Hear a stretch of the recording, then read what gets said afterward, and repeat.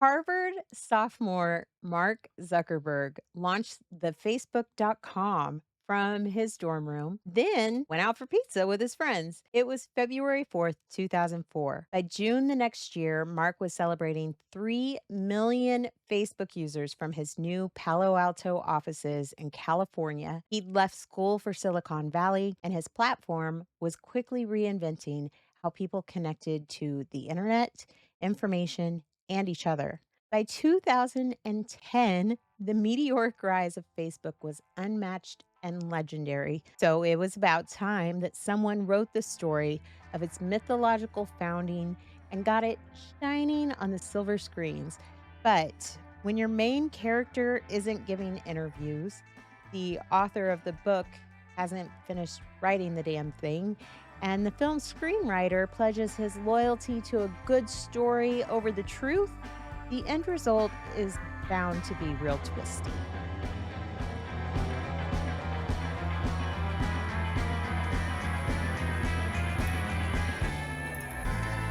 Welcome back to Real Twisty. I am Tasha, I am Matt. and today we're watching The Social Network, a 2010 film directed by David Fincher, who will soon meet again Matthew with Zodiac, and Ooh, I didn't yeah, know he did Zodiac. yeah, and who scared the hell out of 14-year-old me with Seven. So are you saying that like The Social Network was also a horror? I think so. It could be. I think it very well could be. Written, not Seven or Zodiac, Social Network, written by Aaron Sorkin. This movie is loosely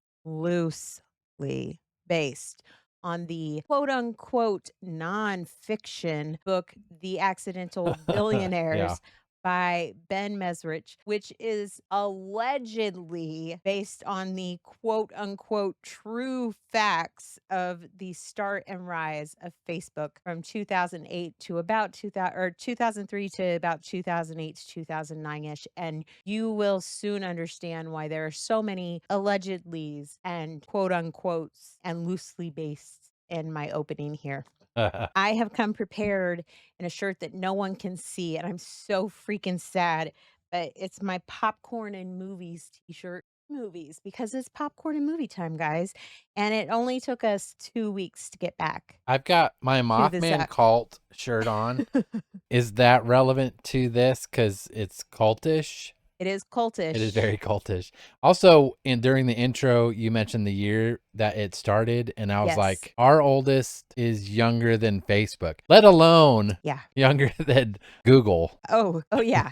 Oh yeah. And Matthew, we have to address this head on. We both love Aaron Sorkin. Oh yeah, Oh yeah. Let me West count the ways. West Wing. There's one. There's Newsweek, which we just The finished watching newsroom. again for like our The newsroom. newsroom, which you're Yes, right, we just literally newsroom. Yes, they last call it night. Newsweek though in the show. Yes, that is the name of his show, That's how I got but it. the name of the show is The Newsroom, and we just finished watching it again last night, and then Moneyball, which is, like, one of your all-time favorites, Yes, which I could take or leave, like, I'm fine. it's probably my favorite Brad Pitt movie because It's it's fine. it's But it's baseball. I love that it's baseball, and I love what it covers, Yes. but it's more of, like, a one and done for me. I'm like, "Okay, that's really interesting. Bring me back to Newsroom or The West Wing, and I will, like, settle in." This Aaron Sorkin is, like, he's amazing. Yeah. But you have one of his shows almost constantly playing in our Yeah. house It's at like any given time. yes. Surely you can quote much of the 25 episodes of Newsroom by now. No, I cannot. Far be it from me to snub my nose at the man. He's brilliant. But I am going to say that It's my version of Gilmore Girls. I'm just saying. yes, It's and real quick which witty. which is really funny because I'm going to talk about Gilmore Girls Yeah, here in a minute. I bet. Um, he broke my heart a little bit, like, into, like, 1,000 pieces when I I know. read this interview that he gave about The Social Network and its dramatic liberties. For an interview with the New York Magazine, he said, "I don't want my fidelity to be to the truth. I want it to be to storytelling." And by golly, there was no lack of fidelity on his part. Like, the storytelling is great. It is. It's really good. It's so good. The movie, I give it 5 chef kisses of out of 5. like, mwah. Yes. It's the cream of the crop. Everything about this movie is so wonderful. The cast, the pacing, the camera work, the wit, so witty. All the characters are multifaceted. That's one of my least favorite things about movies is whenever the good guys are 100% good and the bad guys are 100% evil. Aaron Sorkin's so good at creating characters that are real life. Everybody's a little bad and everybody's a little good. And there's, no one's 100% one way or the other. Yeah. And he It's very human. captures, yeah, he Yes. captures very human characters in this movie. They're the best kind of characters. It does leave us, I feel like in this movie a lot, I felt like I didn't know who I was supposed to root for because Yeah. every character is so freaking flawed, Yes. but Shady. They're all shady. they're shady, and so is the through line of truth Yes. of this movie. Yeah. So the movie covers the beginning of Facebook's from its first little tickle in the back of the gray matter in many people's brains through its rocket ship journey to success and Mark's first two multi-million-dollar lawsuits. There's scandal, there's hoodies, there's betrayal. You just say hoodies. I did And well, don't lots of forget hoodies. if you put the hoodies, you're gonna gotta put the flip And the flops. flip-flops, scantily clad co-eds, an NSYNC member, Not just co-eds. everything. I'm sorry, Asian co-eds. It's Asian. They make a point of yeah. Dakota's in it? Yeah, I Yeah. know. I mean, I you mentioned it and I was like, "Oh my god, that is I know. It Dakota." took us a few takes to be like, "Is that her?" And then Like, I she's had to young go in look that. it up on IMDb just to be Yeah. sure. I think this was the best part of, Justin Timberlake's career ever. Yes. Like, forget music, this was on par, his I loved best. it. And I I'm just love kidding. that Justin Timberlake was playing Sean Parker, who co-founded Napster, Yeah, which which turned the music industry upside down. yes. Yeah. I was like, this is the best casting decision of all time. So meta. Ah, meta. Oh, Facebook. Oh. oh, Oh, please don't sue okay. us. So basically everything in this movie is everything that made the early 2000s a good time. So Yeah, it's going to be good. I'm going to tell you a little bit about the awards that it won because it's not just me that says it's a good movie. Like people across the board, yeah. everybody agreed. It earned 3 Oscars, 4 Critics' Choice Awards, 4 Golden Globes, and then Aaron Sorkin just like cleaned house. He won the Writers Guild of America Award for Best Adapted Screenplay that year. In fact, I counted 45 awards total that he won for this screenplay. Wow. Not nominated, Just what? one. Like, he personally won or, like, That the movie he won? personally won Wow. 45. Plus, the Social Network script was on the blacklist, which is the industry's annual list of best unproduced screenplays. So, screenplays before filming begins, but great screenplays, the best of them go on this list called the blacklist. And before filming began, this was on that list. Sorkin That just doesn't sound like also a good list when I first hear it.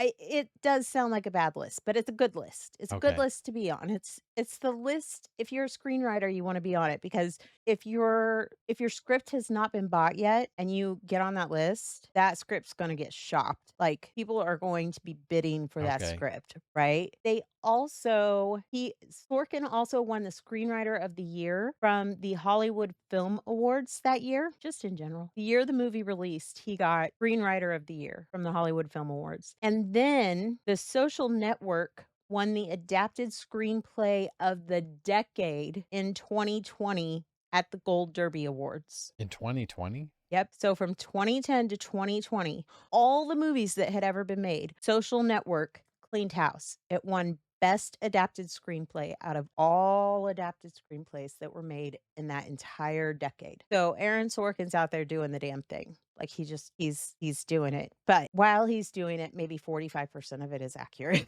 So you gotta go in knowing that, and you gotta come for the storytelling and not the story. Like, don't go into this thinking that this is not just the facts, Well, West Wing's not based on anyone true, and neither is Newsweek. But no one goes to watch West Wing thinking that they're getting the real story of the White House. They're not like, "Oh, yes, he was president. This Totally what is" that's totally what Bush did. That's totally what No. Reagan did. No, not at Yeah. all. So should we get into it? Sure, let's do this. Roll tape. Well, so, like we mentioned, Gilmore Girls. Gilmore Girls prepared me for the opening scene of this movie. I'm just gonna Okay, so we open this movie, Jesse Eisenberg, young Jesse Eisenberg, 2009 Jesse Eisenberg is when they filmed this. He plays Mark Zuckerberg. He looks the same today as he did, yes, I know, way back then. He I has not know, aged. which is probably why he didn't get casted But I for mean the new social. but I mean, you look at Mark Zuckerberg, he doesn't look like he's aged either, FYI. I Not think too the much. years have been rougher to Mark Zuckerberg, allegedly, than they have Allegedly. been to, I don't uh, know. to our friend Jesse Eisenberg. And I think it's probably because, Jesse Eisenberg hasn't had to deal with the fate of nations crumbling, Yeah, with the blame on yeah, him, his shoulders. yeah, I'm with you.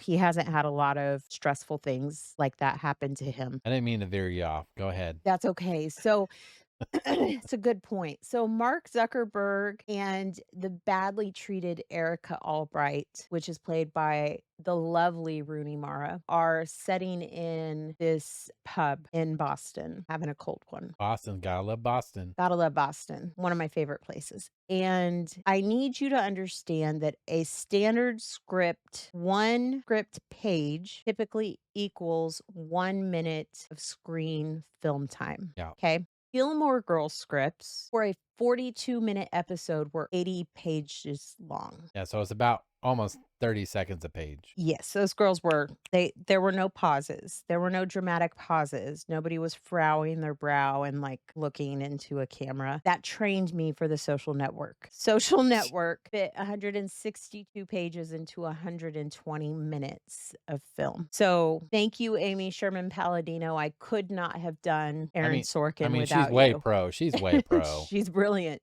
And this opening tennis match, it really took like all of my skills because they are just battering it back and forth. This scene reportedly took 99 takes because David Fincher had like a very specific time stamp that he wanted to put on it. He was like, I want it to be specifically this many minutes and this many seconds. And Mara was only scheduled to be on set for 4 days at the very beginning of filming. Mm. All of her scenes had to be done back to back at the very beginning. So they would begin the take, they'd get through the take and he'd be like, great, love the chemistry. Can you cut 53 seconds off that? Yeah.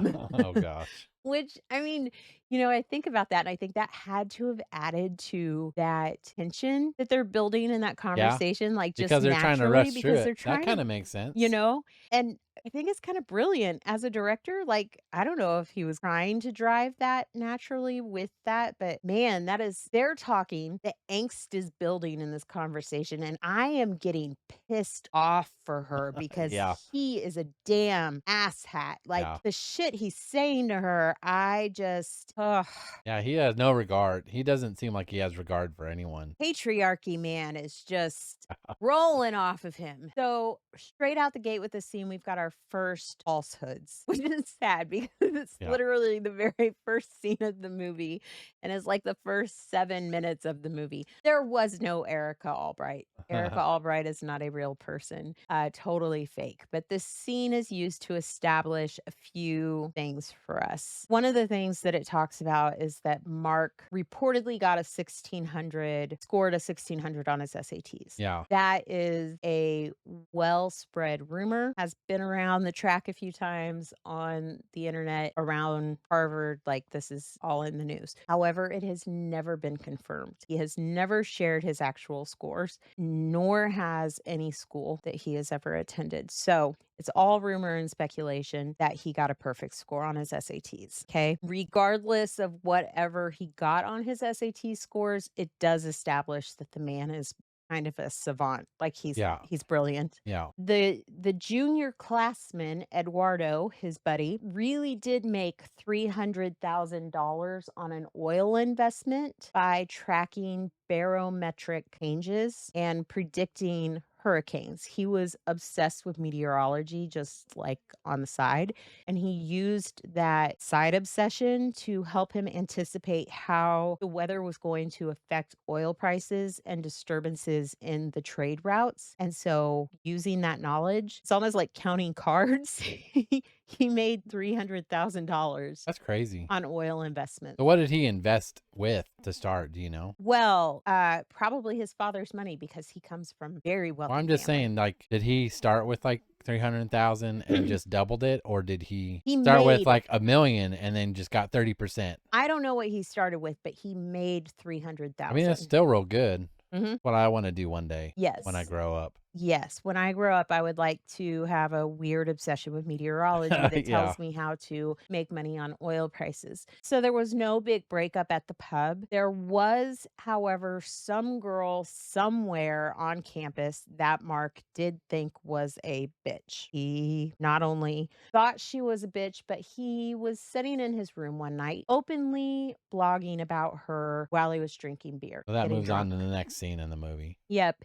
And drinking, blogging Mark thought it would be hilarious to get photos of all the kids in his house. He lived in Kirkland House. He thought it would be great to get all of their pictures online and have people rate who was hotter, his housemates or farm animals. Now, the movie says that Billy Olson proposed the farm animals bit, but no, by his own admission in his blog, which he published on Face Mash when the site went live. Boy had no qualms with putting it all out there. It was entirely his idea. He wanted to compare his classmates to farm animals. Billy Olson, his roommate, said, "Yeah, wait, take out the farm animals. Do student versus student, and then like maybe a farm animal." But like student versus student. And as soon as Mark figured out how easy it was to like scrub all the photos from his house database, he was like, crap, we need to do all the campus houses. So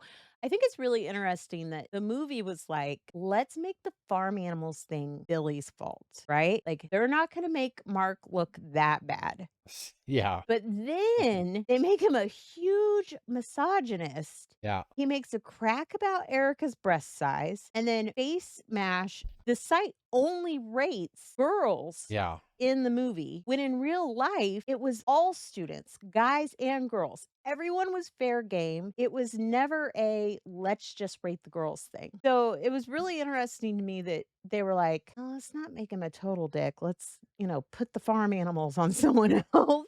And But then they then they really made made him him a like a way misogynist. worse dick. Yes. When you read the book, which I unfortunately did for this Oh project, god. you're welcome, everyone. It makes it out like he physically broke into some of the campus houses, like to get some of the data. I'm not even kidding. It literally read like he was Tom Cruise dropping down, like all wired up in the vault with the lasers, holding it all together with a textbook so that he could get the data that he couldn't get from his room. But actually, it just sounds like he figured out some pretty basic passwords from his dorm room and was Yeah. able to like get it. He broke the security. So I don't know what Ben was getting at with the book, but he was just a kid who knew how to hack. Yeah. In the film, it's a big to do, spreading through the whole campus and crashing Harvard servers.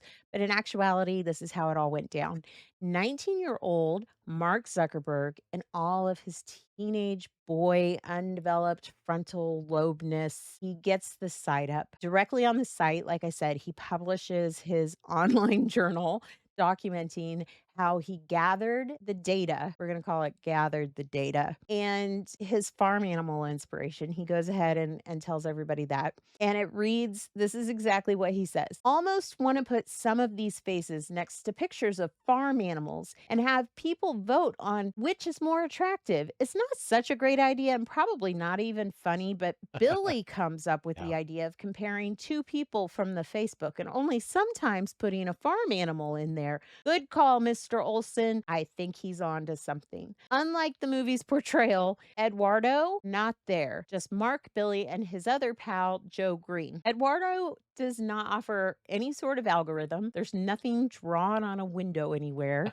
Yeah. And also, like, do we really think that Mark Zuckerberg, who we've just been told got a 1600 on his SATs and is like some computer whiz, was able to hack into all of these systems to get things from the Harvard servers that he couldn't have come up with The algorithm. algorithm on his Yeah. own? Like, right. So Mark got the site live and he sent the link to a few of his friends as a joke. And then he left his dorm and went to a meeting. And when he got back from the meeting, the site had gone essentially viral, or as viral as like Meeting, so was it, like, something not, could be like, in like the that. middle of the night? No, Like it was showing? it Like, was it was no, like, he did this in the movie, like, right after he got back from the bar. there was no bar. I It mean, was just him getting drunk in his room. I know. So he goes to the meeting, he comes back, and it's been passed around, right? So within 24 hours, within the first day of the site going live, he's getting complaints from multiple campus women's groups about the site. And the traffic load for the site is starting to get too heavy for his computer to manage. And so he starts to think, yeah, this is like way too big of a pain. This was just supposed to be a joke for my friends. Like, I'm going to shut this down. As he's shutting it down, the Kirkland House server, his house server crashes because it's not just too big of a load for his computer, it's too big of a load for his house's server, Yeah. but only Kirkland House. Okay. Not the entire Harvard system, just his house, because every house has their own server. Okay. He overloaded their server with the site. Dustin Muskovitz and Chris Hughes, his suite mates, were there and they had not participated at all in the thing because they thought it was lame and they had been working on their own individual class projects. Server goes down, they lost their work, Yeah, wow. right? I'd be upset. I would be pissed. Harvard then begins an investigation because, you kind of have to. You've got some pissed off women's groups. You've got a server that's gone down. And, now like the Crimson, which is the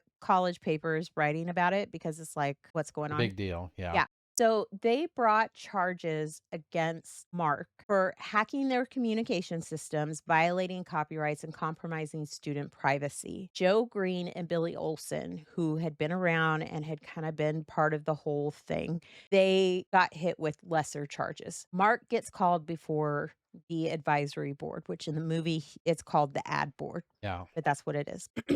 Now, in the movie, we cut back and forth. We cut back and forth between the startup of Facebook and the lawsuit. So it's like, here's startup Mark and here's lawsuit Mark, and neither of them is really dressed very differently. They're both Yeah. rocking Adidas flip flops and hoodies. Every now and then, lawsuit Mark might have a tie, but really, if you want to know where you are, you just need to look for Rashida Jones. Yeah. Like, is she there? Yeah. Then it's, 2009, you're at a Yeah. lawsuit. Is she not? You're in Harvard. It's okay. So we've switched back to the lawsuit moment. It's the first lawsuit moment of the movie. And they say that in the movie, between him, he's talking to Rashida Jones's character, and she's clarifying something. And she's like, so Face Mash got 22,000 hits in 2 hours. And, he's like saying that is not true. And Ben Mesrich wrote it in his book. People have said that for years. It is not true. So They So had Ben said 22,000? Ben said it. It is in the movie. It has been published in multiple articles. I lost track of how many Huh. newspaper magazine articles I read who said that. It is not true. The site had 450 visitors in the like 36 hours that the site was live. So it didn't have 22,000 hits, which would have been 22,000 visitors. It had 450 visitors. Those 450 visitors cast a total of 22,000 votes over the approximately 36 hours Okay. that the site was live. So So that was 22,000 clicks. clicks, Yeah. but But not not hits. 22,000 Visitors. visits to the 'Cause site. hits, you think visitors. Clicks Yes. is sounds Yes. different. Yes. So automatically you're watching this movie and you're like, who the hell is this kid? And how did he know how to hack the Harvard houses? You know, like that's just not a normal sophomore. Hi, I'm a sophomore. This is like what I do when I'm drunk. Yeah. Let me introduce you to Mark Zuckerberg. Matthew, are you ready? I've I even got his middle name. What? I know. I got his mom and dad's names. Oh my I have all of goodness. his siblings' names too, but I decided to leave them out of it because they didn't do anything. But you're gonna put his parents' names in His there? parents, I can't do anything about it. They're guilty by Let's association. learn about Mark. Allegedly. Let's learn about Mark. Mark Elliott Zuckerberg. Elliot. Elliott. He was born May 14th, 1984 to Karen and Ed Zuckerberg. In Facebook, The Inside Story, written by author Stephen Levy, he points out that Mark was born just 4 months after the Apple Macintosh computer. Thought Wow. that was kind of cool. Also, that is a great book. Everybody should go read it. It is very good. I read it and, I read that part and I was like, "Oh, that's kinda kismet." It's like the Apple Macintosh was born and then Mark was born. So we were born before the Apple Macintosh. Yes. Great. I like that you keep, like, relating to the dates in this movie by Yeah. how old we are Yeah. or how old our children are. Yes. Well, his dad was a huge tech, science, and math enthusiast, and he already had a computer and a modem in the house in 1984 when Mark was born. Well, that's pretty cutting edge for that time. Yes, it is, especially when you think about the fact that his father was a dentist. Okay? Yeah. So I that was trying to that screams remember. that screams computers. I know, right? I was trying to remember when we first got a computer in our house, and it took me a hot minute to remember. Do you remember when you guys got your first computer? I think I was in junior high when we got Mhm. ours, and it was like a communal computer. Right? It was down in like the family room, Mhm. and you pretty much took turns on who got on. But then after a while, I think my brothers got their own computers, and so it was like, I guess it's mine and Ryan's. That's fancy. But it was like way late. Like they were in high school when they got their own, and they were, yeah, Oh. that was a breed in its own. Well, I thought it through and I remembered we lived in this house in North Kansas City. Holla. And no one from North Kansas City is listening. But so I started thinking back. I was like, okay, when did we live in that house? Because we moved a lot when I was Hold growing on, up. hold. If you're from Kansas City, please send us something, like Please put a comment or note. whatever. We lived 3 blocks from North Kansas City High School. So I'm if from you know the Broomfield. If anyone's neighborhood, from Broomfield, Colorado, do a shout out. the house that we lived in is not even there anymore. It has been torn down. This was a very shady house.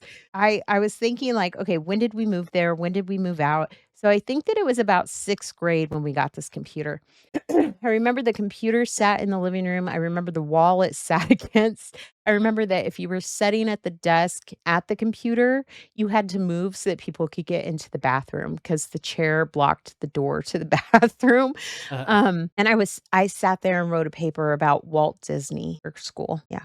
And I remember it had the snake game and Yeah, I I didn't play that game. I loved that I game. played Minesweep a lot. Yeah, no, I was all about the snake. I was like, "Gotta get that snake around," and he just keeps growing, but he can't eat his own tail, so it was, like, real tricky. Gotta get around. When we moved to the next house, the computer went into my room, and I used to sit and write short stories, but we never had the internet, ever had the internet, and I don't know I was only in that bedroom for, like, a year. So, I don't know where the computer went after that. So, somewhere there is a very, very, very old computer with those black floppy disks that's got, like, America's Great Lost Short Story, Yeah. like, hidden on it.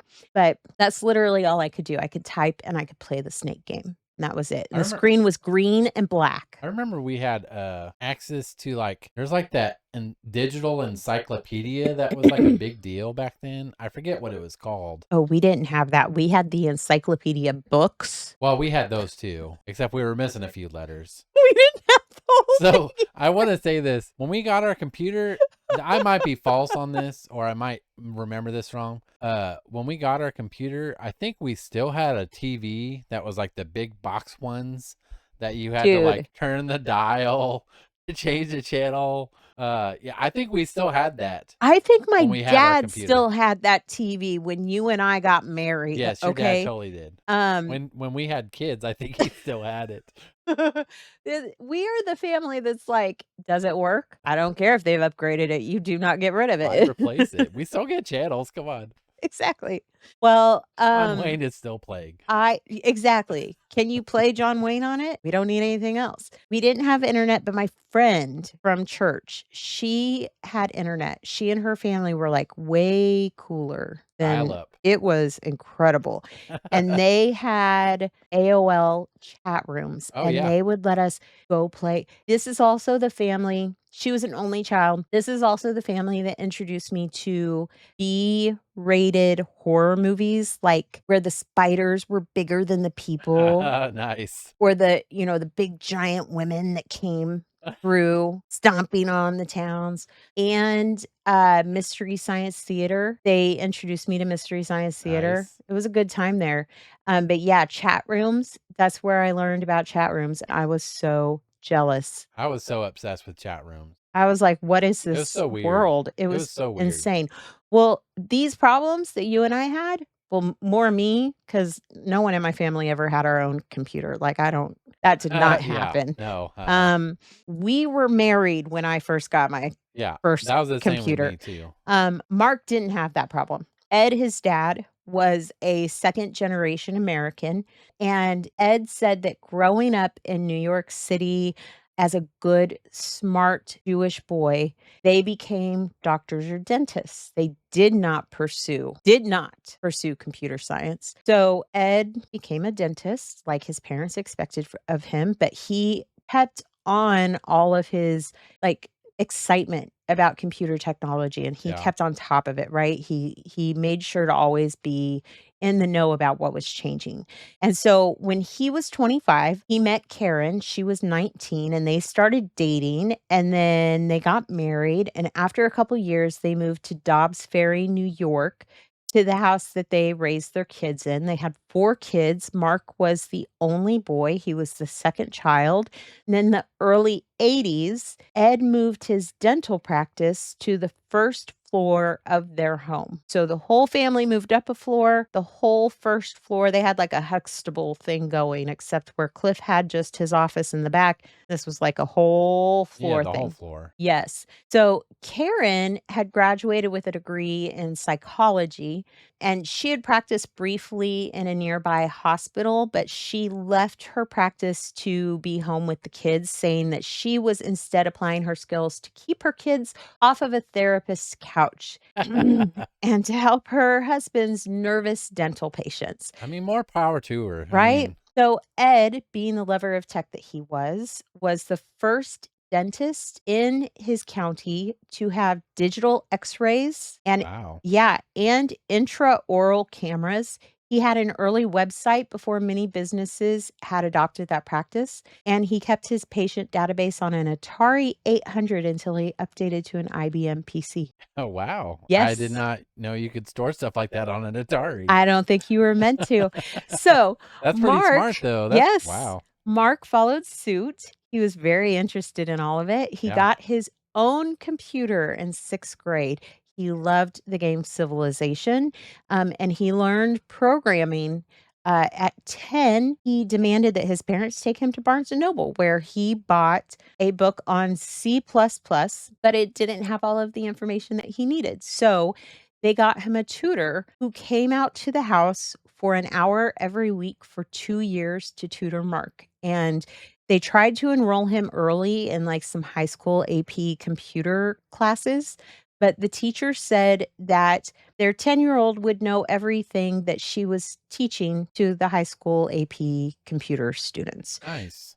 So, they were like, "Okay, well, let's see what's being taught at the local college." So, they bounced up to the local college and said, "Hey, can we see what you're offering for your computer science classes?" And the only class that he didn't know the information for already was a graduate level class. So Ed drove Mark to this grad level class and took him to it and sat down.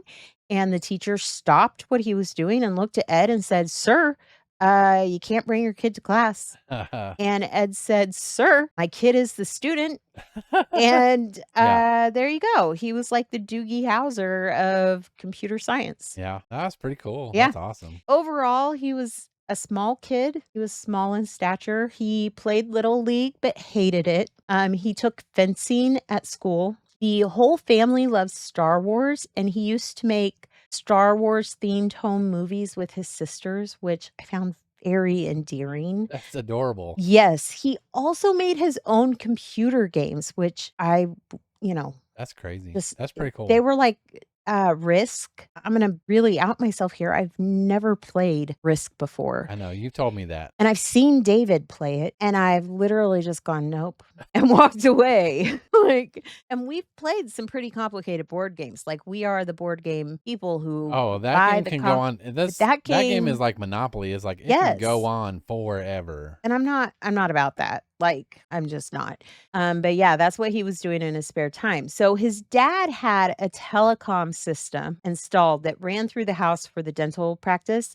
And Mark created what he called ZuckNet. He created this an entire year before any sort of chat room was ever released on the internet. Yeah, Okay. AOL chat rooms, not a thing. DuckNet is, though. He wrote a code and created software, and he linked all the computers in the office and in the bedrooms and throughout the house to create chat rooms so that they could communicate to one another without having to use an intercom system. So that they could talk to each other about, hey, this patient is here. Hey, this has yeah. arrived. So he freaking as a child created chat rooms before AOL created chat rooms. Mark had been attending public school, but he really wanted some advanced computer science courses, Yeah. and they did not offer them, as we were just talking about. So he got his parents to transfer him to Phillips Exeter in Exeter, New Hampshire. It was a private boarding school, and that's where he went for the rest of his high school years. The prep school was part of the 10 school admissions, which is a set of feeder schools to Ivy League schools, and Mark entered as a junior. There he met Adam D'Angelo. Both were coming from suburban public schools. They were looking for more programming studies, and they hit it off. But outside D'Angelo, the people that he went to school with, they said that he was kind of shy and he kind of kept to himself, and he spent a lot of time in his room writing code when he wasn't being like the captain of the fencing team or doing math olympiad. While he was at Exeter, he met another student named Chris Tillery. And you might find this story interesting, Matt. Chris was a senior when Mark entered Exeter as a junior. Chris had been born in the Midwest, and then his family moved to Africa. And as a high school student, they had sent him back to Exeter for prep school. As a sophomore at Exeter, Chris created something that might sound a little familiar to you. I want to know what you think. I mean, his name somewhat sounds familiar, so What he created, he called the Exeter Facebook. I don't know if you ever heard of anything that sounds like that.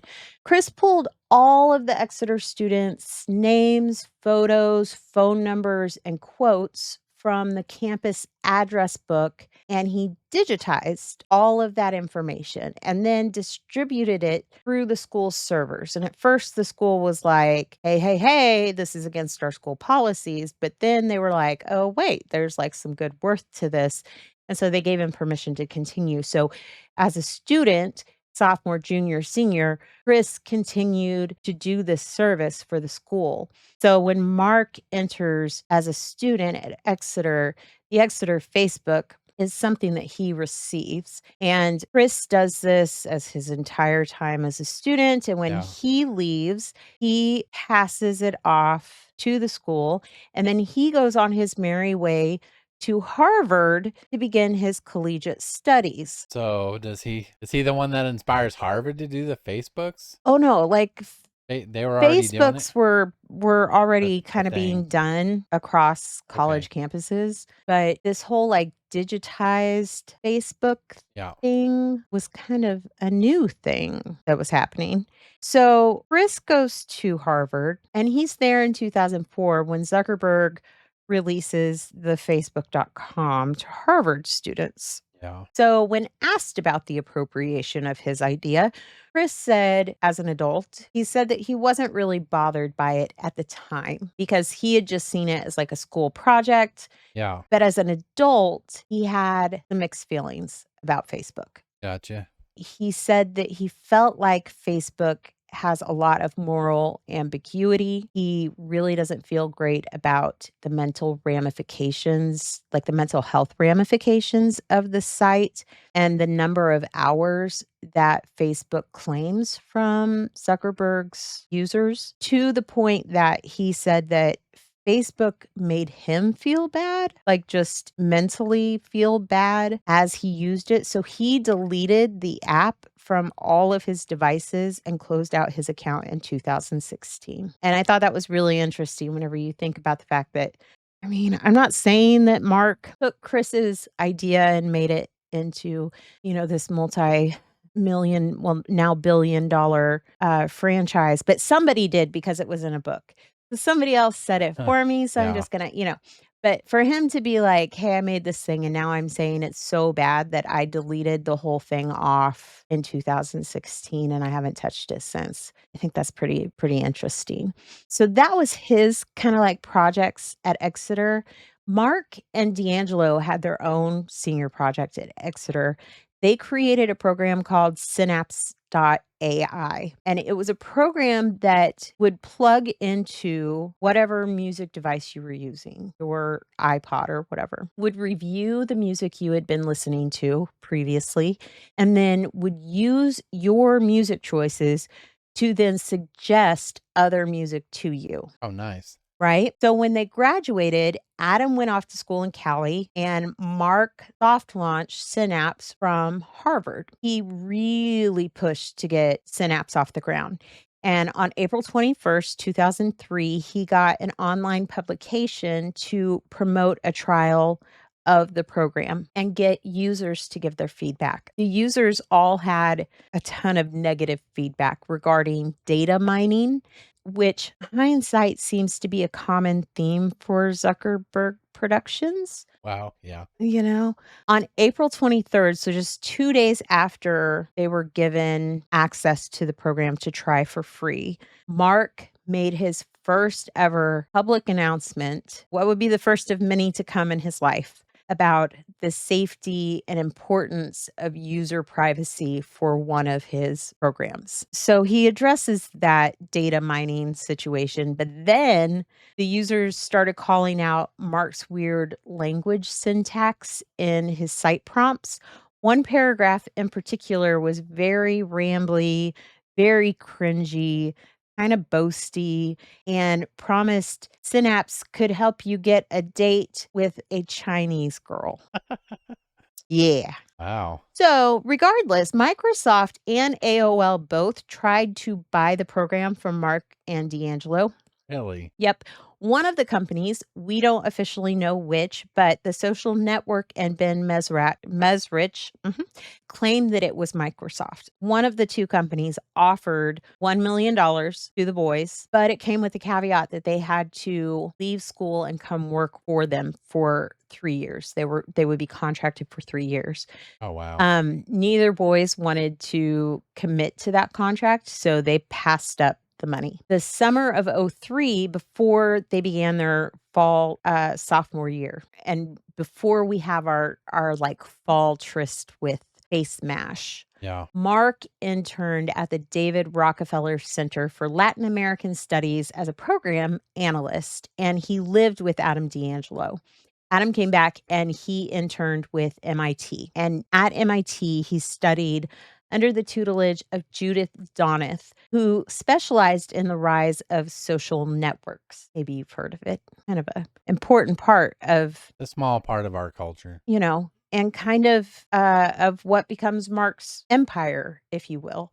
This was a big time for this thing called Friendster, and D'Angelo's internship was all about like the why of that. He said that Mark wasn't really into Friendster, but he recognized its value. So Mark was paying attention to the info that D'Angelo was coming home with about Friendster and how it was changing like the landscape of the internet, if you will. Up until then, people had operated under anonymity, like in AOL chat rooms.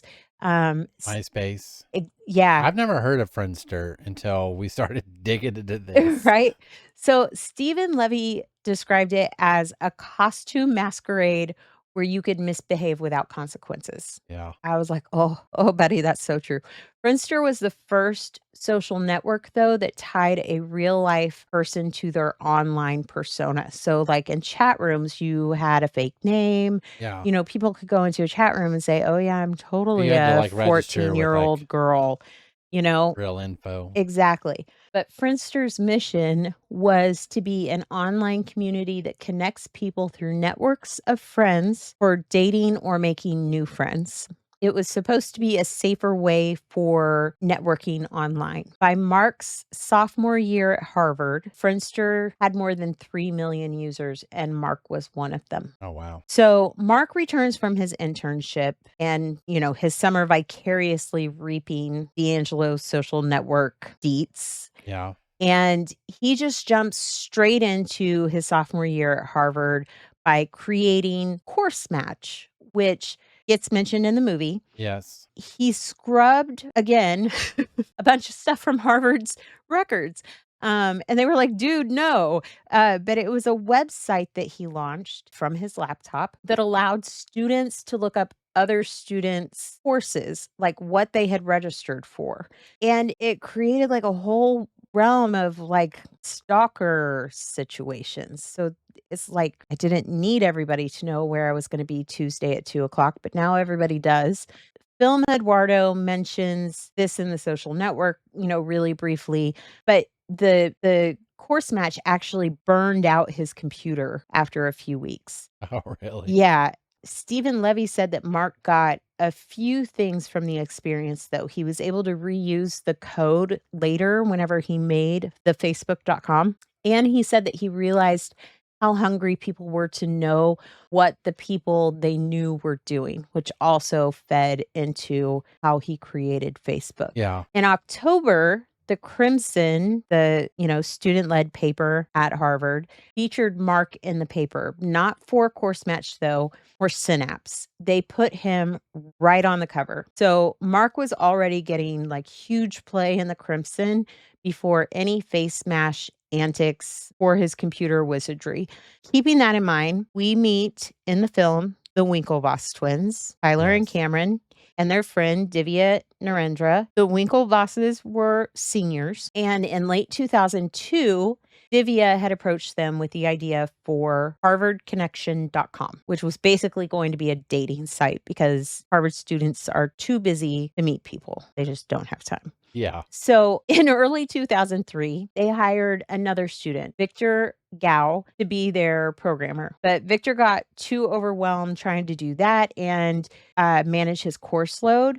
So Victor bowed out of the program, Yeah. but not before recommending one Mark Zuckerberg to take his place. Oh, he recommended him. He recommended him. Divya did not find him in the Crimson like portrayed in The Social Network. Victor found him. So the night before Mark's advisory board review or Face Mash, his fraternity, his Jewish fraternity, threw him a goodbye Mark party because no one thought he was coming back from this Yeah. from this review.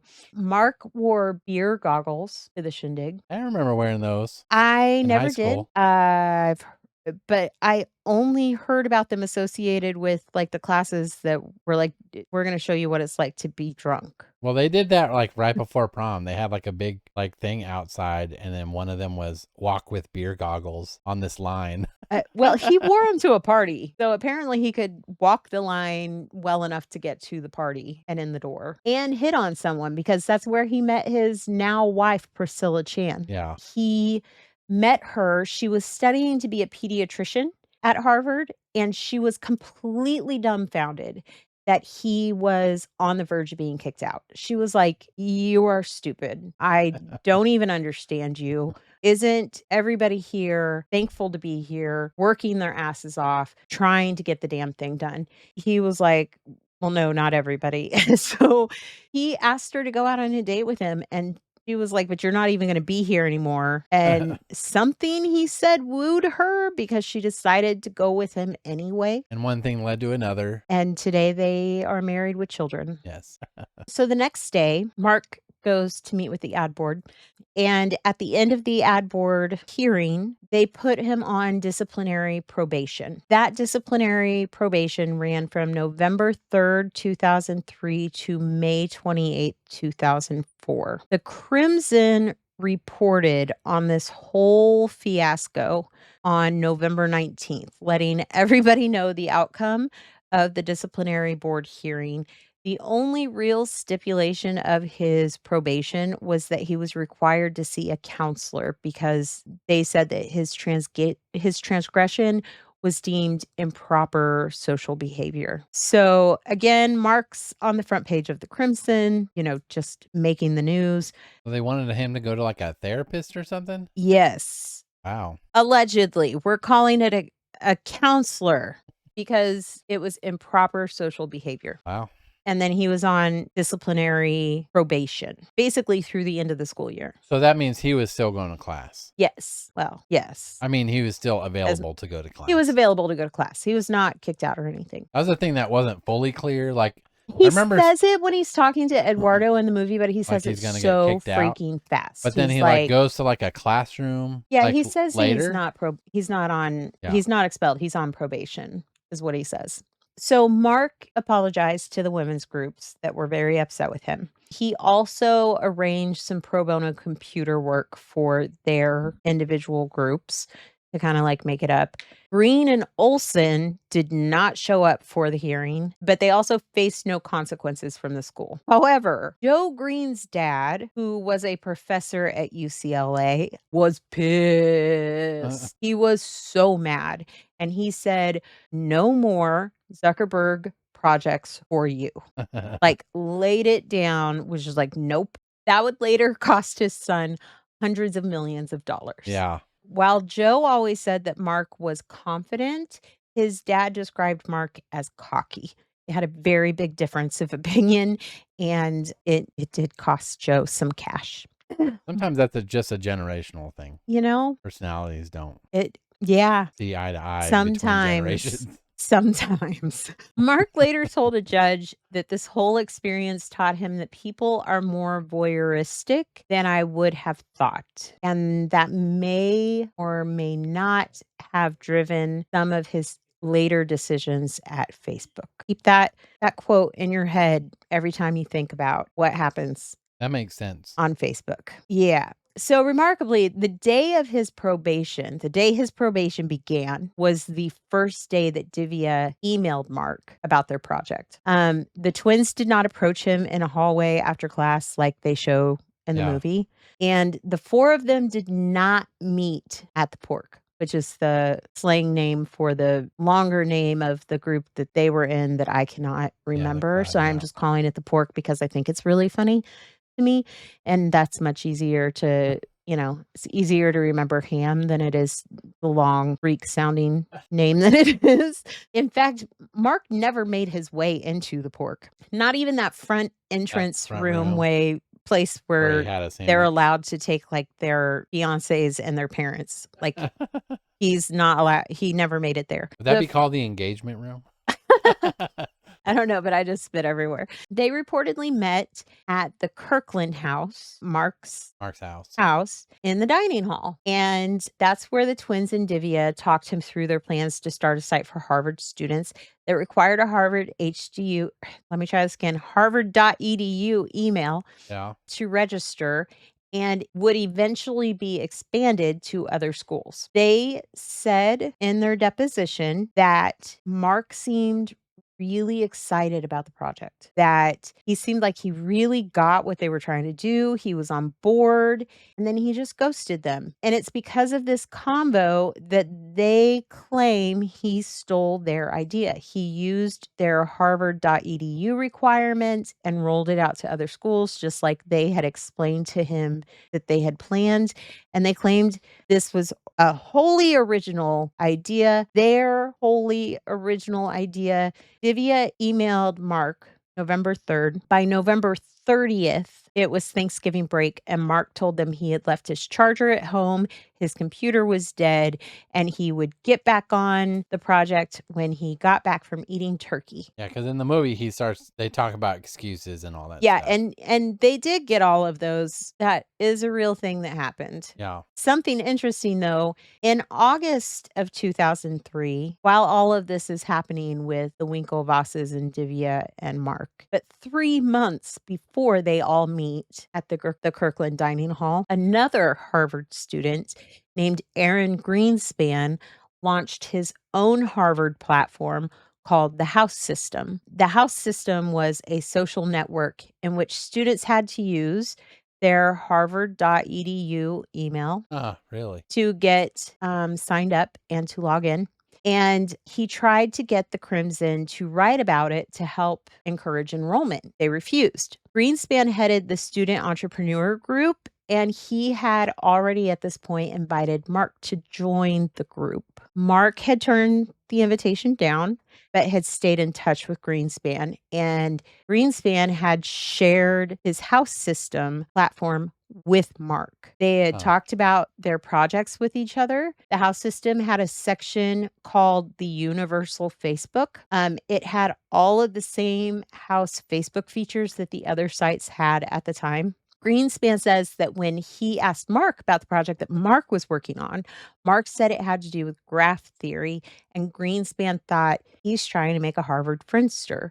But he said that Mark was acting really cagey and suspicious, and he just thought, I can't trust him. And so he started keeping an eye on his own program, and he ended up tracking that Mark hacked into the program and accessed the House System Oh, wow. and its coding. In a later interview with New York Times, he claimed that if it wasn't for him and the Winklevoss twins, there wouldn't be a Facebook as we know it today. He said that Mark plundered like he was a pirate. Now, in the movie, we get the proposed timeline of when Eduardo entered the scene as an investor Yeah. in the Facebook.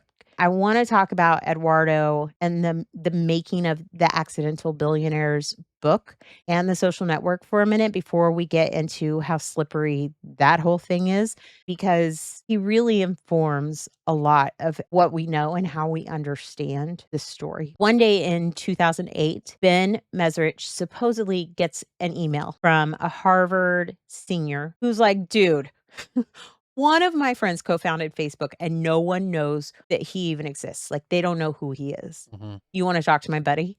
And Ben's like, like many people in stories we've already covered, he heard this and he just saw dollar signs. Yeah. So did all of his Hollywood pals.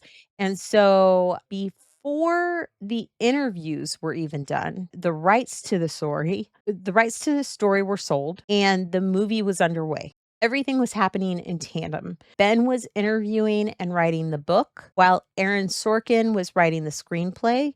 The book was published July 14th, 2009 by Doubleday, and the movie was filming by October and debuted September 24th, 2010 at New York Film Festival. So it was like very fast. Yeah. There's an author's note at the beginning of the book that reads, "The book is, quote, a dramatic narrative account based on dozens of interviews, dozens, Dozens. hundreds of sources, and thousands of pages of documents. Keeps There getting are more. a number of contentious opinions about the events, memories from dozens of sources.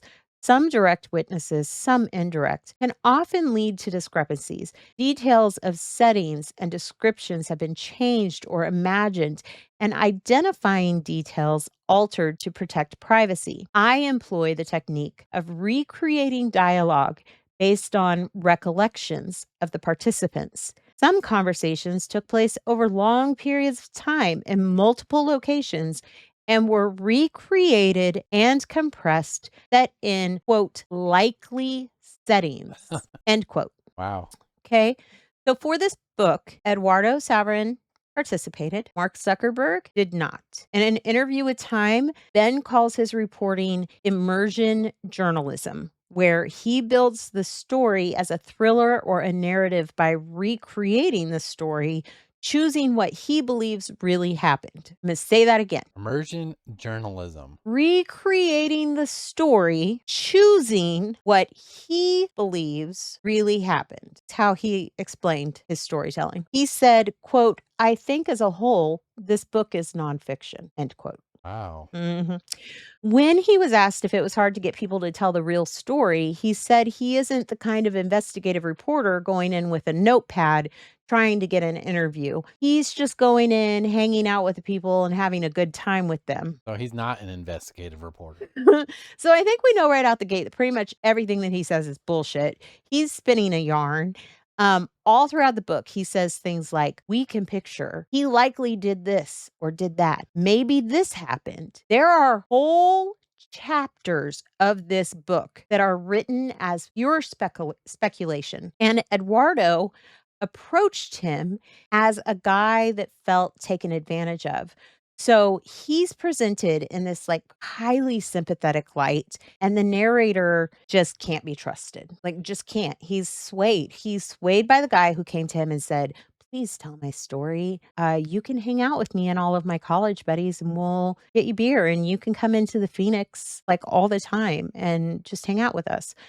Because Eduardo graduated, but he still continued to go back to the Phoenix and hang out with his frat guys. Like, So so, it's like it like these clubs or whatever, are they like because they're like clubs forever. Like uh-huh. if you're part of the Phoenix, you're part of the Phoenix forever. Mhm. So is that like unheard of? Going back and partying at the Phoenix? After you've graduated, like going You back know, to I visit or don't something like think that that? it's unheard of to go back and visit, but I think it's maybe not common to go back as often as Ben alludes to Eduardo going Like back. Matthew McConaughey hanging out with high schoolers. Yeah, it's definitely got that kind of vibe going on. All right, all right, all right. All right, You all right, know? all right. So Copyright. I want to explain how the whole Eduardo Ben cute meet happened. So, yes, Ben gets this email. "Hey, my friend Eduardo is the co founder. We know." Ben says, "Oh, I totally want to meet with you and your friend." So they meet for drinks, and Eduardo becomes his primary source of information until Matthew. He's not anymore. Because while the writing is going on, Eduardo's lawsuit is still going on. Ooh, really? Yeah? Yeah. That's Yeah. crazy. Because the book/movie timeline is literally being written in real time with the events at that point. So Eduardo's battle with Facebook and Mark gets settled in January 2009 while the book is wrapping up. Yeah. And part of his settlement with them is that, hey, if you want your money, It's like a you can't participate in this book an anymore. NDA thing. So Eduardo signs an NDA, he settles with Mark, and he exits stage left on a book that he had already set in motion, knowing that it's moving on with or without him, because the movie script is also already being written. And no one is going to tell Aaron Sorkin to stop writing No. or Sony that they can't make a movie that they've already started paying people for. And really, Eduardo's already done a ton of talking by now. We're in the final stretch at this point. Yeah. So, I mean, he's already done the damn thing. Of course, he's going to sign an NDA. Like, he's out nothing. He's gotten his side of the story out. Yeah. He has, burned all the bridges, but he also, like, Got his money. he has the fire extinguisher. Yeah. He's carrying a fire extinguisher with him. You know what I mean? Like, the bridge is on fire, but it's okay because he's on the other side with a fire extinguisher and, like, a raft. He's okay. He's fully fine. He's fine. He's just gonna watch the damn thing burn. So everything in the book is hearsay, Yeah. and that's what the movie's based on. And everything in this book is out of order with the movie because Ben combined a whole bunch of conversations to make a clean narrative. And then Aaron Sorkin did the same, Because they were working together. but Aaron Sorkin did it better because he's, Aaron the Sorkin. king of writers. Yeah. So while, yes, there was a Caribbean party, which is where we're at Eduardo and Mark's Jewish fraternity, Eduardo says he didn't talk to Mark there. Like, they weren't even friends at that point. He describes Mark as a kid with a mop of curly hair that was just standing off in a corner. He says his self-defeating awkwardness was so palpable, it was like a force field that pushed everyone away. And that's Eduardo's whole theme for Mark, that Mark was jealous he didn't fit in and that Eduardo did. And throughout the book, he consistently compares Mark to a computer, input in, input out, with no sense of emotion or readability, and a face devoid of expression except for his eyes, which he describes as hiding something anarchist behind them. Now, I hate this party scene, and you've touched on it already, but I hate the talk about Asian girls. I hate it all the way through my body. Yeah. Like, he starts in, and I love Andrew Garfield, and I want to sucker punch him in his damn throat. Like, and it's all through the book. Yeah. Too. So reading the book was pissing me off. Yeah, you told me And that. I absolutely cannot even stand it.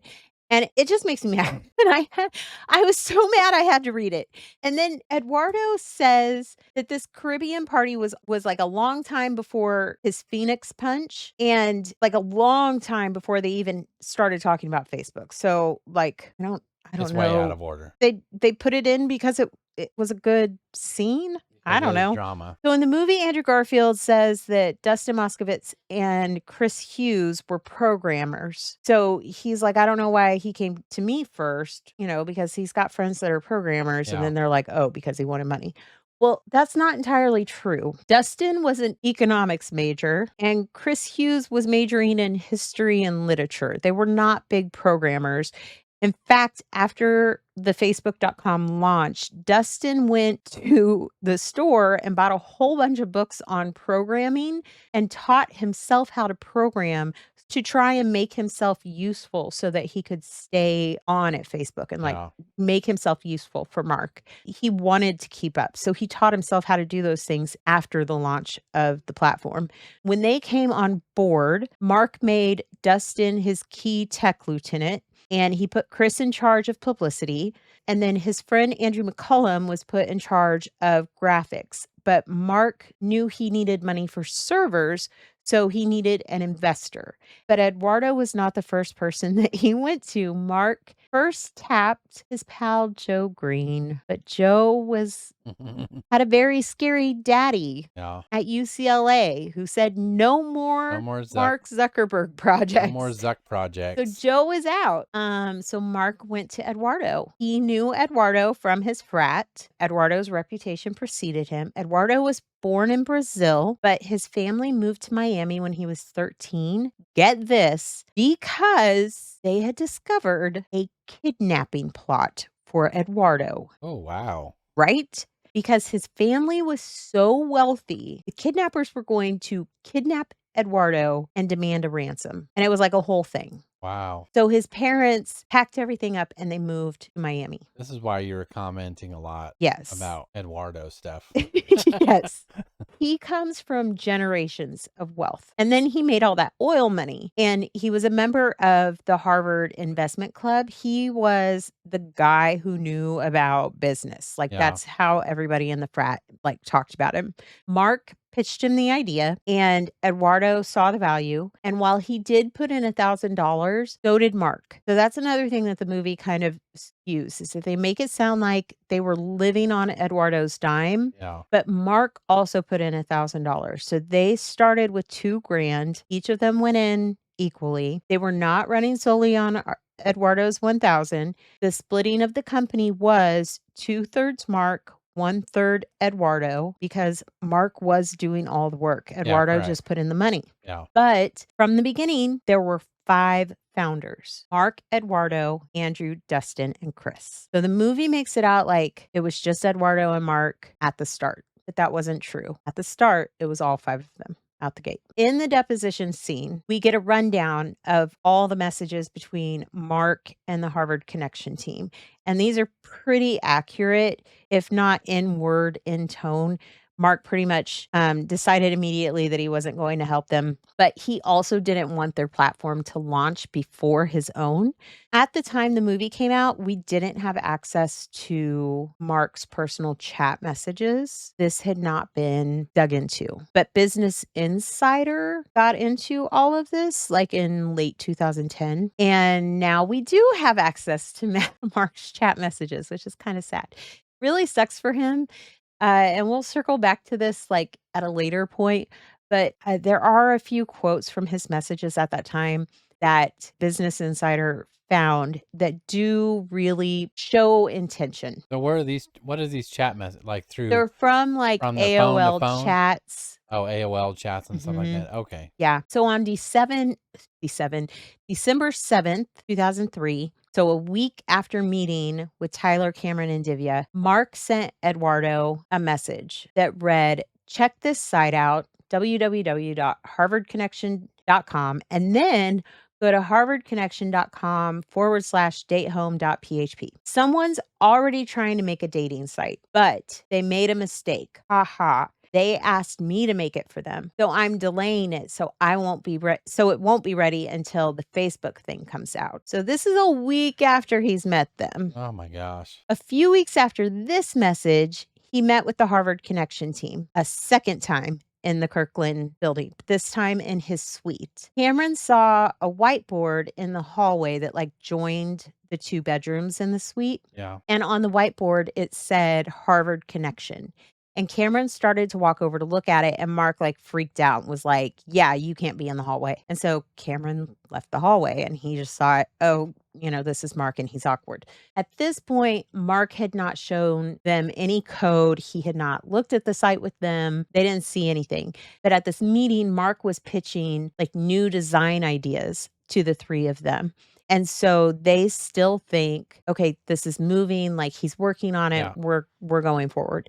Business Insider purports an IM exchange with D'Angelo, who's in California at the time, and Mark's talking to him. And Mark says, "So you know how I'm making that dating site? I wonder how similar that is to the Facebook thing, because they're probably going to be released around the same time. Unless I fuck the dating site people over and quit on them right before I told them I'd have done it. Like, I don't think people would sign up for the Facebook thing if they knew it was for dating. And I think people are skeptical about joining dating things too. But the guy doing the dating thing is going to promote it pretty well. I wonder what the ideal solution is. I think the Facebook thing by itself would draw many people unless it were released at the same time as the dating thing, in which case both things would cancel each other out and nothing would win. Any ideas? Like, is there a good way to consolidate the two?" To which D'Angelo said, "We could make it into a whole network like Friendster. Ha ha. Stanford has something like that internally." And Mark said, "Well, I was thinking of doing that for the Facebook. The only thing that's different about theirs is that you like request dates with people or connections with connections. With the Facebook, you don't do that via the system. I also hate the fact that I'm doing it for other people. Ha ha. Like, I hate working under other people. I feel like the right thing to do is finish the Facebook and wait until the last day before I'm supposed to have their thing ready and then be like, look, yours isn't as good as this. So if you want to join mine, you can. Otherwise, I can help you with yours later. Or do you think that's too dick? D'Angelo replied, I think you should just stitch them. And Zuckerberg said, the thing is, they have a programmer who could finish their thing, and they have money to pour into advertising and stuff. Oh, wait, I have money too. My friend who wants to sponsor this is head of the investment society. Apparently, insider trading isn't illegal in Brazil, so he's rich. LOL. Oh my gosh. Mark went to visit friends in the Bay Area at the beginning of January, and he was super excited about the big houses in Techland. It apparently lit a fire under his ass, and so he spent the first week or so of January like doing some heavy, heavy coding to wrap up Facebook. And by the 11th, Eduardo was signed on to pay for the servers, and Mark registered the Facebook.com domain. Facebook.com without the Facebook.com, so just Facebook.com was already taken. So they couldn't do that. They had to add the. Oh, really? Yes.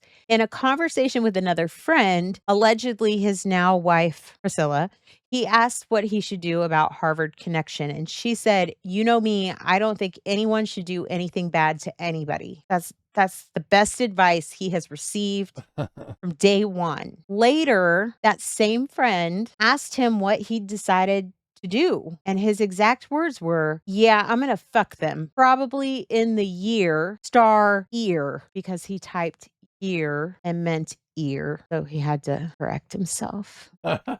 So Mark met with the Winklevosses and Divya for, or as he says, the Winklevi Yes, for I the love last that. time on January 14th, Microbes. 2004, right? In the Kirkland Dining Hall again. In that January 14th meeting, he told the guys that he was too busy to work on the site currently, but he didn't say he was out of the project. He just Yeah, said at the moment he was too busy. trying to delay them. He needed to take a break. But he had told his friend, presumably Priscilla, that he was going to tell them at that meeting that he was out. Like that was supposed to be the meeting where he said, I'm done. But when he circled back to her after meeting with them, he told her that he had wimped out because he was intimidated by the poor bastards. I mean, they were like huge compared to him. They were like 6'5" and They're on the row crew, right? They're right? like always in the gym. Yes. Later, when Mark was confronted about dragging his feet on Harvard Connect, Mark replied he might have been conflict avoidant. So, yeah, I would say that's probably a good way to put that. Yeah. So, February 4th, Mark launched the Facebook.com to Harvard students. In the Accidental Billionaires, Eduardo Villabin claims that it was his own idea to send it to his Phoenix brothers as he'd been initiated 10 days before. Andrew McCullum had designed the header using a vectorized image of a guy. Some say the picture is Al Pacino from Microsoft Office clip art. Later in 2005, they realized that because it was like open to anyone who had an Office license, they couldn't trademark their own site. So it was removed from the header and they like redesigned the whole thing. Oh. But yeah, so McCullum designed it. Stephen Levy says that the Facebook.com drew from all of Mark's previous projects, even some coding. It took the ability to know what classes your friends were taking from Course Match. You could be voyeuristic like you were on Face Match, and he could avoid the ad board again by only using the voluntary content that people posted themselves. Yeah. And he was excited that people would gladly populate his site with their free content. So he could launch with absolutely zero content. All he had to do was provide the scaffolding for them Yep. and they would fill the site themselves, which is total low cost for him. Correct. Well, when you look at, well, I mean, my only experience was MySpace, Mhm. and that was a whole, you had to like design your site. You Mhm. could pick music to put on there, post all the pictures. Yep. But then also with MySpace is like you use like a username, but like with Facebook, like you have to use your real name. Yep. And it's just you get your news feeds by whoever your friends, so you can find your friends faster. And it was just more streamlined. Yeah, That's and what but Facebook does not provide any content. The no. second I do not know why I never my brain just never, like, put these things together. So I'm reading all of these. I've read, like, 4 books. I've read more magazine articles about Facebook than I don't I Well, feel because your like I voice went out, and know so you had more time to look up ugh, stuff. feel like I know Mark Zuckerberg, like, it's just too much, it's too much, but I the moment that I read, they didn't even have to populate content No. for their product. The customer did it for them They just for built the structure, free. that's all it was. The customer populated the content for them for free, and they were making money off of it. I've never been so angry about social media in my whole damn life, Yeah. except for when I started reading about the like button, and then a whole new rage was lit in my belly. But we'll get to that later. So here we go. Next, where are we at? So we talked about populating content and scaffolding. He borrowed the cross hatching of friends list from D'Angelo's project Buddy Zoo, and he incorporated a 6 degrees game where students from Harvard could figure out how closely they could link themselves to the dean. And he got his permission from the dean to do this. So when Really? it launched, they could actually see, like, I know this person and this person knows this person, and can I link myself to the dean? So then the dean had his own Facebook page Yeah. because you had to, Yeah. right, in order to do this. So he got the So then staff he had his involved. friends. Yeah. Then, like he learned from Synapse, privacy was huge, right? So it was a big deal when he launched the Facebook, especially when compared to AIM. You had to use your real names and your Harvard EDU emails. People could only see the info you shared, and you had to opt in to share with that person. This was privacy that up to that point had been unmatched on the internet. Yeah. So really, like, we talk a lot today about how there is no privacy on Facebook, but really when it launched, it was a new level, a new standard of privacy for Yeah. users that was unseen to that point. The idea of a social network wasn't new, obviously, because like we talked about on campuses, Harvard had been trying to build one, but the face mash debacle had really made them put on the brakes. Elsewhere, you had Exeter's Facebook. Stanford had Stanford STEM Tunnel. They had launched that 4 years before and it was huge. And there were others, some even with a networking component to it, much like we know Facebook to be today. Plus, Friendster, MySpace. Friendster had launched way back in 2002 and had opened to the public in March 2003 with a $500,000 in angel investments. It had even turned down a $30 million buyout from Google at this point, but it had a limitation that the Facebook solved for. Unlike Friendster, you could see your friends' networks on Facebook and invite their friends to be your friends. So you could expand your networking circle that way. So it became a game of who knows who Yeah. really fast. Yeah. But that wasn't even how social networking began. And I'm going to take you all the way back now to the beginning of social networking, a history I would not have if it was not for Stephen Levy and his wonderful, wonderful book. So in January, what year do you think? I want to ask you what year you think this was. Do, do, I mean, do, I'm do. thinking like the 90s, like Yeah, 92. not I'll that far. I'll choose 92. January 1997. Okay. Mark was 12 years old and 25 miles away. We were just starting high school. Everything happens in New York, I'm telling you. A man named Andrew Weinrich gathered a group of investors, journalists, and friends in a Soho building to announce his new product. He said it was going to change the world by getting everyone to index their relationships in a single place online, all of their interests, their jobs, and their connections in one single place. And he named his company 6 Degrees. It was free, it was web based, and it would connect the world in a single database. And you received an email invite to participate. So somebody had to invite you, put in your email. That's how you got connected to 6 Degrees. Wow. And it created like a virtual Rolodex of who knew who. Was Kevin Bacon part of this? I don't know. I felt like he should have been. That was But that is what I asked whenever I read all about it. It peaked at 3.5 million users, wow. which I was like, "I've never heard of this before in my No, life," so I'm no. so amazed.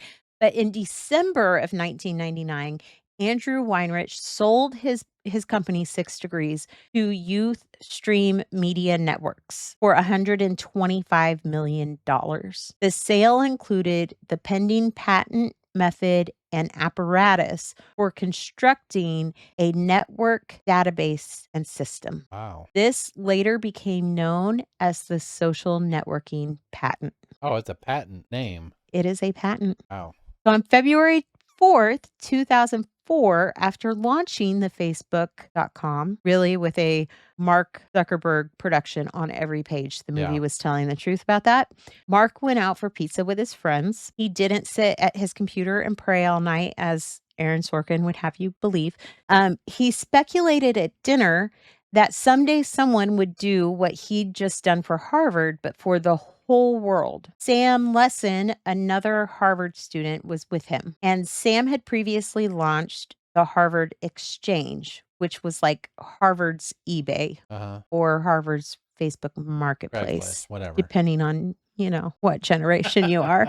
Yeah. His dad had actually been one of Andrew Weinrich's original investors in 6 Degrees. Oh, really? Isn't that crazy? So Sam Lessin, who's eating pizza with Mark Zuckerberg after the launch of Facebook, His dad was part of his dad invested in 6 Degrees. So he's sitting there and he has way more context about social networking and this whole business, yeah, right? Than what anybody else at this table has got at this point. correct, including Mark, right? Exactly. And he recognizes immediately that the Facebook.com is going to be huge. And he speculates aloud that it could be the thing and that one day it could be worth tons of money. Yeah, But he says years later when he's interviewed that Sam says that Zuckerberg was really nonchalant about it. And he was more concerned with what the site could become and what it could do in universities than any like amount of money he would ever make with it. So that whole idea of him like being so obsessed with what can this become and what can this site do and it doesn't know what it is yet. yeah, We see this play out in the movie whenever he's sitting on the couch like talking to Eduardo about, Eduardo's like we need it to make money. yeah, It's time to make money. And he's like, we don't know what it is yet. Like, that conversation to me is so much like this conversation that he has eating pizza with his friends. Like, I'm not even thinking money right now. I'm thinking like, what can this become? yeah, How can this grow? He's so enveloped in the thought process and in the fun of like problem solving and thinking ahead of like, how do I grow this and what do I make this into?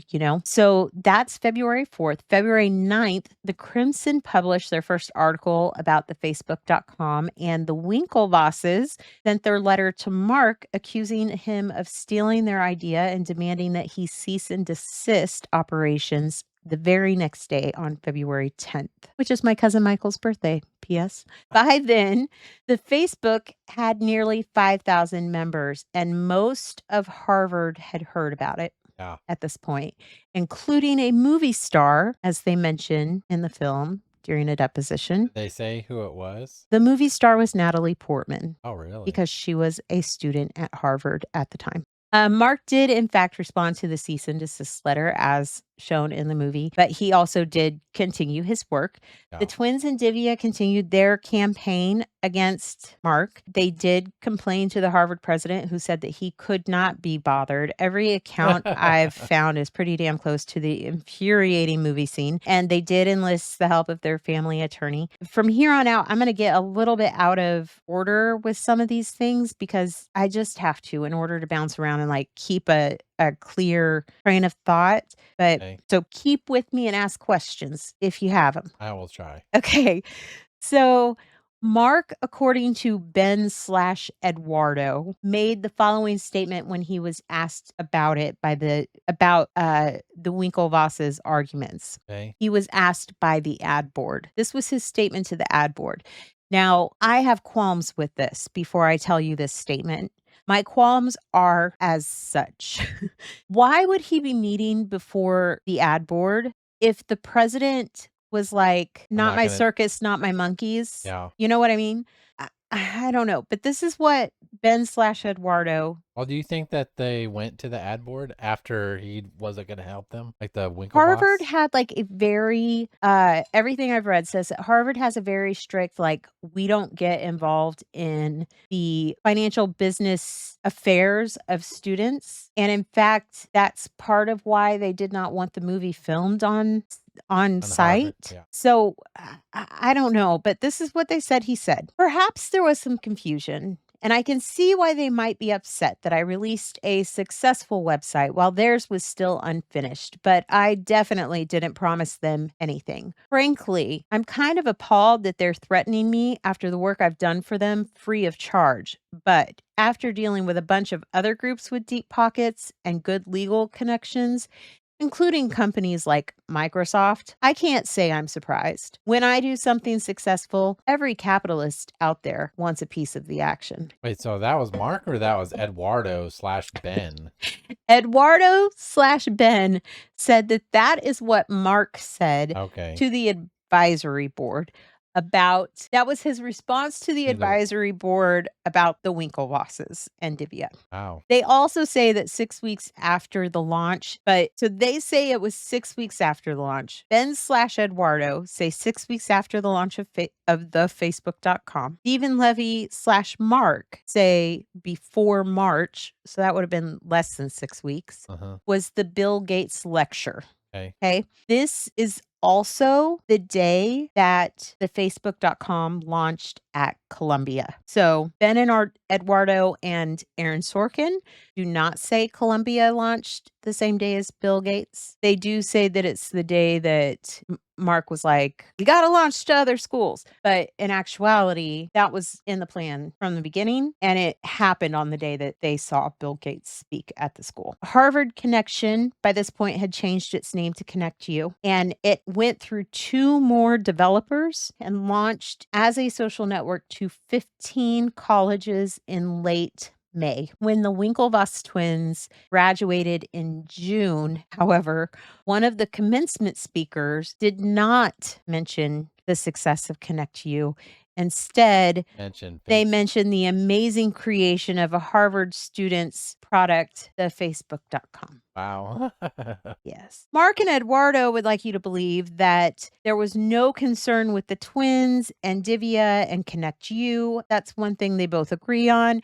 However, the competition was obviously a big enough deal that Mark got a little twisty with his behaviors. According to Business Insider and what they were able to dig up in 2010, Mark exploited a flaw in the platform's account verification process, and he was able to create a fake Cameron Winklevoss account with a fake Harvard EDU email. He listed his height as 7'4". Yeah. The boys were 6'5". Nice. His hair as Aaron blonde. I think he meant Aryan blonde.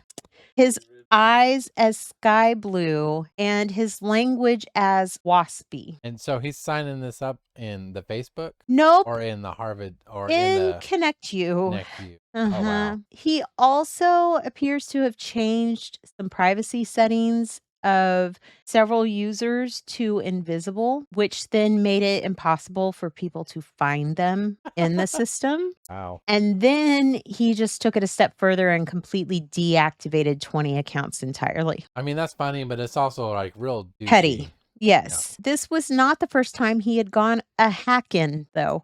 Previously, when it was revealed that the Crimson would be writing an investigative story about Connect U's charges against Mark and Facebook, he hacked into the Crimson's database to find out what the writers and editors thought of him and were going to print. He Wow. did this by using their private login data for the Facebook.com. So he went through all of the Crimson members' Oh, wow. logins for the Facebook accounts. He went through their Facebook accounts.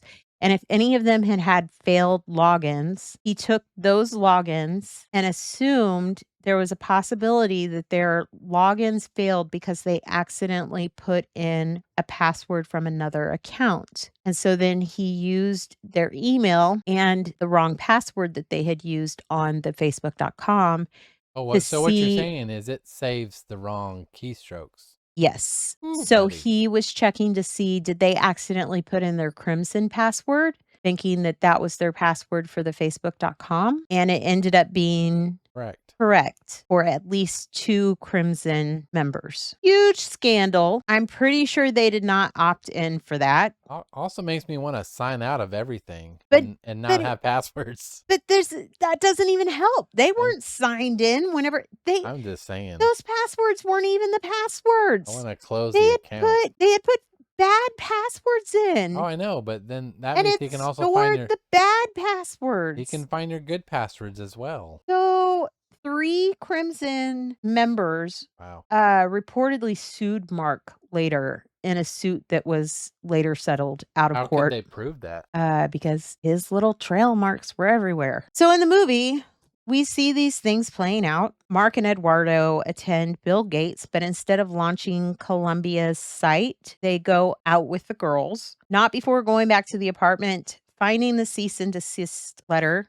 Why did I say it like that? Cease and desist letter, and then talking about its legitimacy. Yeah. And Aaron Sorkin follows this timeline for the most part. In Ben's book, they finally bring in the other 3 founders. In Social Network, they're nowhere to be seen yet. We just got straight to relations. We go straight to relations with the girls in a bar bathroom. Ben slash Eduardo say it was in the men's room of the dorm. Either way, not great. The What dorm bathrooms are not private either. this is what Ben slash Eduardo says in the book. Quote, ugh, a thought hit him and he couldn't stop smiling. They had groupies. And then he says, a computer program could actually get you laid. So that whole we have groupies that Aaron Sorkin wrote, that did come from the book. Yeah. And then, like, I threw up a little bit in my mouth. Now, in the scene outside the bathroom, I told you this earlier, we see a guy trying to get into the bathroom Yes. in the movie, and the actor I get to share this with everybody now, but I also have, like, a little something more to say to you about this. So, Oh, the nice. actor who played the other Winklevoss twin to Army Hammer's twin, I just hit the mic. I hope that wasn't a loud boom for everybody. He is the man who is trying to get into the bathroom. So, there's 2 people, there's Army Hammer, and then they had this guy play the other twin. So, all the way through the acting, Army Hammer was not standing in front of a screen. He was actually acting opposite this guy. And through the filming, the story goes that they did not know if they were going to make the twins fraternal or identical. If they went fraternal, then they could, Get away this with. guy could Yeah. be the twin. He was the right height. He was the right build. He had the same color hair. Everything was great. If they went identical, then they were going to have to juxtapose Army Hammer's face onto this guy's body. But they didn't know if digitally it was going to work. So they Yeah. had to film it the whole way through with the understanding that, like, if they do Army Hammer's face, Army Hammer also has to dub all of the lines, Yeah. right? So lots of extra work with this whole situation. The guy basically didn't know until, like, the 11th hour what it was gonna be. Yeah. He had to wait and see how it was gonna play out in editing.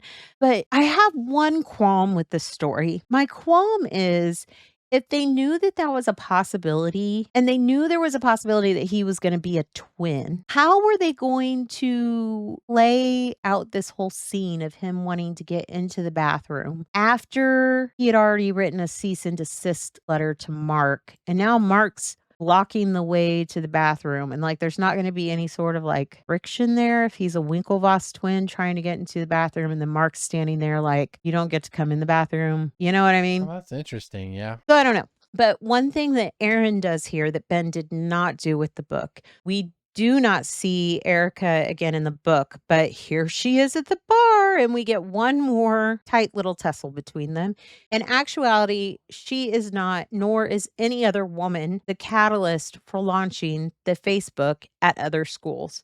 That was always in the plans, and it started before watching Bill Gates and before eating pizza. The split of the business percentages with Chris and Dustin that they talk about here, those were correct. Chris's was like a to be determined, and Dustin's was factored in already and was taken from Mark Mark's share. percentage. But again, there was not a fake convo with a fake Erica, and it didn't happen that night. And the discussion of we're going to split the business percentages didn't happen that night. From the beginning, they were already involved. It was Andrew McCullum. He was already there. The Facebook was already also moving into Yale and Stanford. They were in Yale and Stanford by March. By early April, it was at Dartmouth, Penn, Princeton, and Brown. Wow. Yeah, as well as MIT, Boston University, and NYU. So in the movie, we see the twins and Divya, and they're getting geared up for their fated meeting with the Harvard president, which we've Yeah. already kind of touched on. Leads to nothing but ridicule and shame and is as painful as Yeah. portrayed on screen. And then we meet Sean Parker. Justin Timberlake plays Slime so well in this movie. Yeah. Sean Parker, one of the two founding Seans of Napster.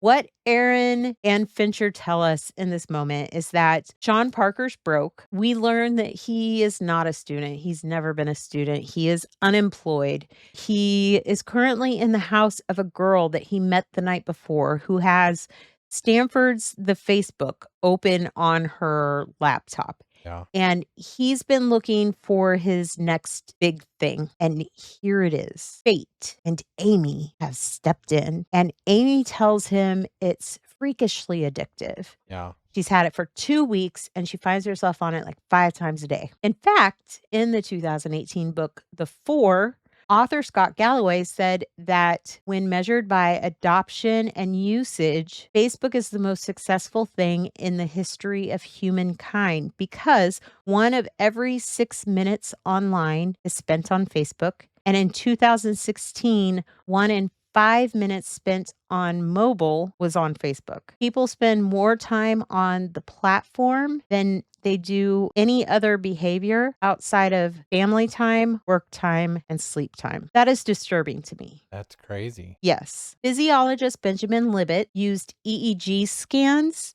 to show activity in the brain's motor cortex. He showed that it can be detected 300 milliseconds before a person actually feels like they've made a decision. So 300 milliseconds before you think you've decided to move, the activity to move has already started in your cortex, which is insane. So we click on impulse rather than forethought, and we're driven by deep subconscious need to belong, gain approval, and feel safe. He says that Facebook exploits those needs, getting us to spend more time on the platform by giving us likes. It sends notifications, which interrupt your work and your home life with like an urgency. Yeah. Tristan Harris, a former Google design ethicist and expert in how tech hijacks our psychological vulnerabilities, compares these social media notifications to slot machines. And when you add that to the fact that most college students, the age these kids are when the Facebook.com is getting introduced to them, are still developing the frontal lobe of their brain, the largest part of the brain, which acts as the control center of their body and is responsible for executive functioning, voluntary movement, speech, and personality. Yeah, I'd say freakishly addictive is an appropriate description. Like, yes. Facebook studies, their own studies show that using the relationship status function, the one that Mark gets so excited about at the Yes. beginning, Yeah. affects the user as well. Facebook studies show that when statuses change to single, the user logs on more to Facebook and for longer periods of time. When they enter a relationship, usage drops. They call it a sentiment analysis, corresponding the user's happiness level with their Facebook usage. Facebook's own studies showed a correlation. They said the happier a person is, the fewer timeline posts are made a day. The less happy, the more Facebook posts are made a day, and they want users on the platform. So if their studies show a happier user is on the platform less, I wonder if they're going to push happier or more volatile content to their users. Yeah, that makes sense from stuff that we've seen on there.